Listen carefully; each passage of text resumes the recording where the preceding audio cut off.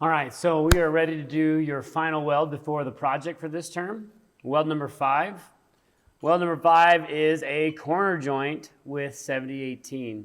So again, we are going to tack together these two pieces, making sure that they're touching corner to corner. Tack them and then weld it together with 70/18.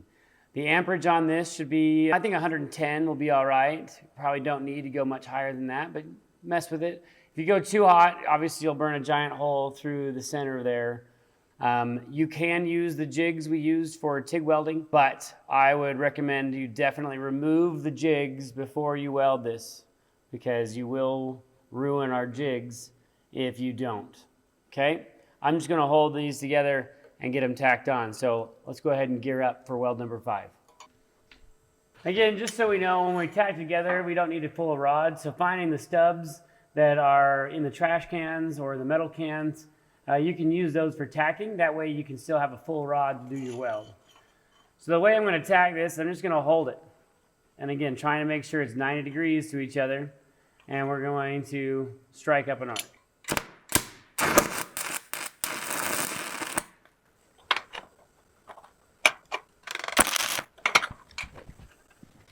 All right, now that we've got this joint approximately 90 degrees to each other, I'm going to weld it. Again, same principles apply. Start here, get my electrode kind of filled up, and then push down. All right? Striking the arc is probably the hardest part. Once you get that going, you just strike it, push it in, and yeah, about 110. I may throw us down at 105. We'll see how it goes. But somewhere in that range, 105 to 110. You can hear the arc kind of push through. All right, yeah, definitely was a little warm.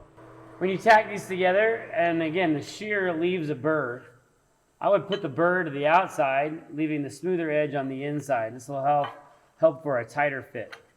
I'm going to weld this about 105 amps.